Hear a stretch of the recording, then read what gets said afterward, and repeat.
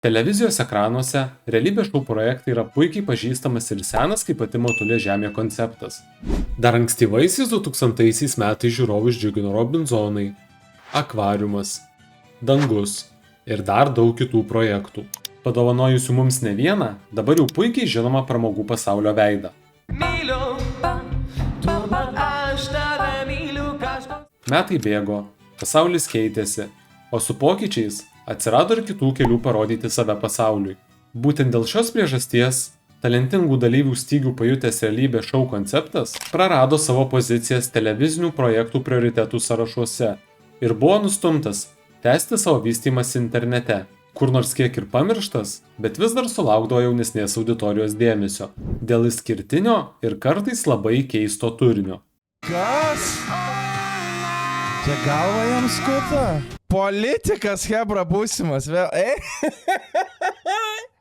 Plečiantis interneto galimybėms, šio kiek užmarštin nustumto koncepto fanai iš viso pasaulio pradėjo pristatinėti savo realybės šou projektų versijas. Kol galų gale 2025 metais atsirado žmonių, kurie savo viziją atnešė ir į mūsų mylimą žemelę Lietuvą.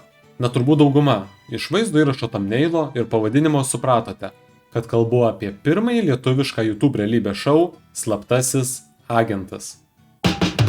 Nebijok, eik pirmyn, ženk žingsniu naktį. Suprantu, kad viskas gali atrodyti kiek painu, nes pradėjau pasakoti iš labai toli, bet pažadu, kad atėjus vaizdo įrašo pabaigai visi taškai susijungs.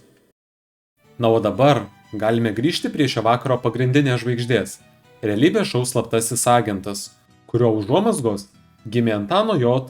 ir Robio Džio galvose.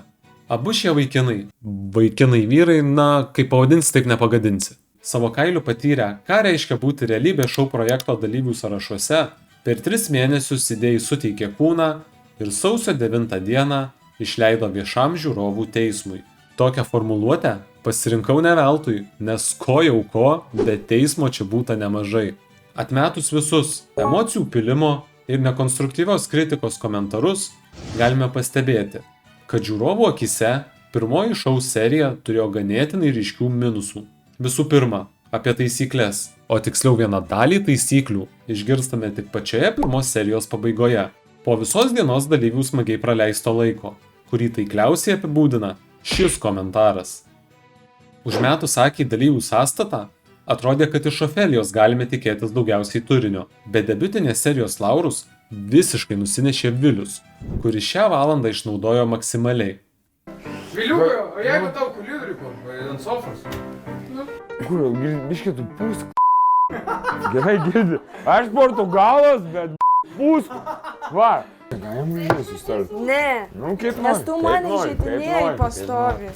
Čia tavo darbas tokias. Nu, kur 12 eurų subscriptionas, girdi. Netflixas brangiau kainuoja, nu. Po tokių Viliaus pareiškimų galime reziumuoti pirmąją seriją, kurios metu susipažinome su projekto dalyviais, sužinojome apie tolimesniam žaidimui labai svarbų auksinį voką ir buvome supažindinti su taškų rinkimo sistema. Visa likusi serijos dalis buvo stipriai priklausoma nuo dalyvių asmenybių ir tenka pripažinti, kad jei ne vienas ar kitas Viliaus išsišokimas, pirmosios serijos siužetas būtų ganėtinai nuobodus. Visgi, pirmosios serijos pabaigoje nutinka dalykas, kurį galima laikyti tikruoju projekto startu. Dingsta dalyviams saugoti patikėtas auksinis vokas. Paklausykit, mano main klausimas, kas išėjo paskutinis ir kur yra mūsų vokas? Čia, žinok, mistika. Gerą klausimą uždavė.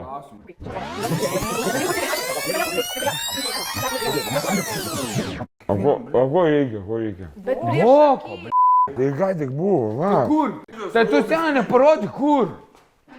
Tai čia ne vokas, mum voko O reikia. kas geriau, vokas ar vodka?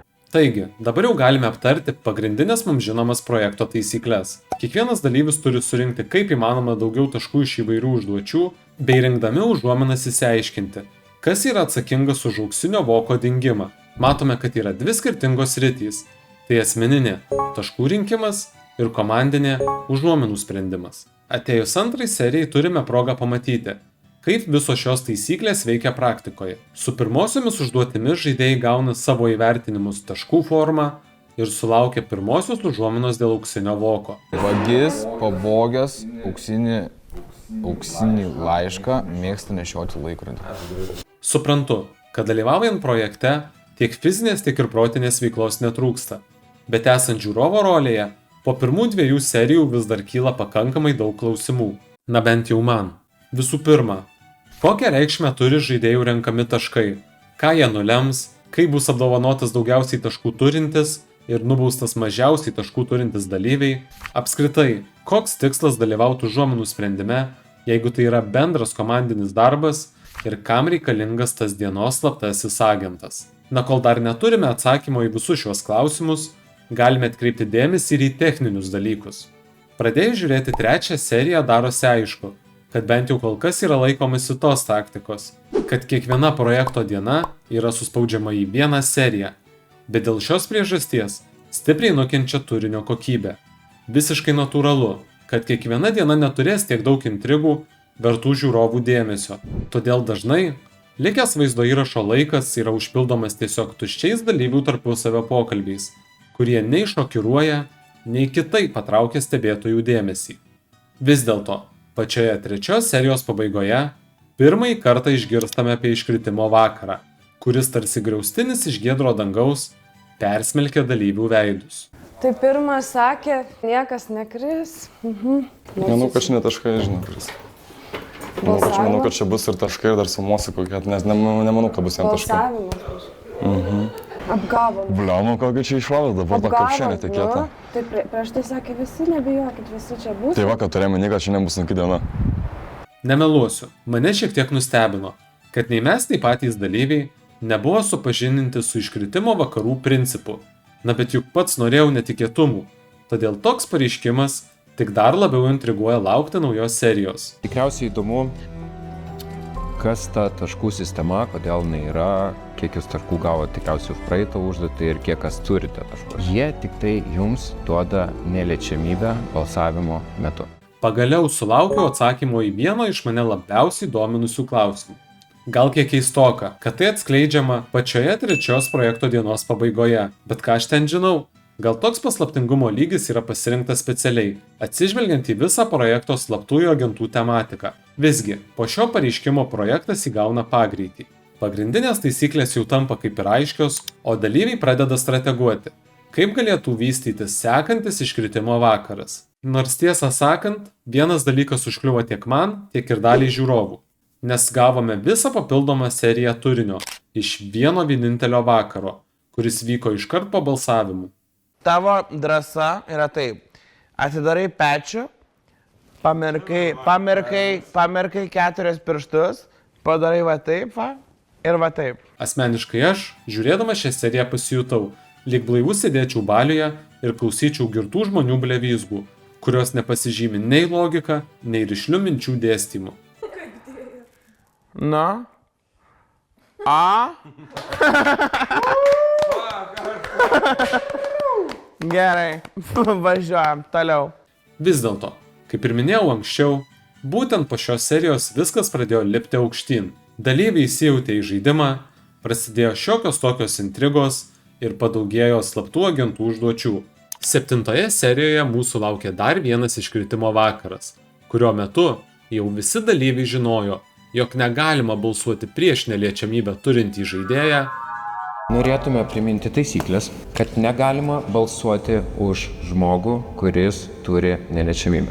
Todėl oficialiai pasakysime, kad Viliau turi padaryti antrą balsavimą.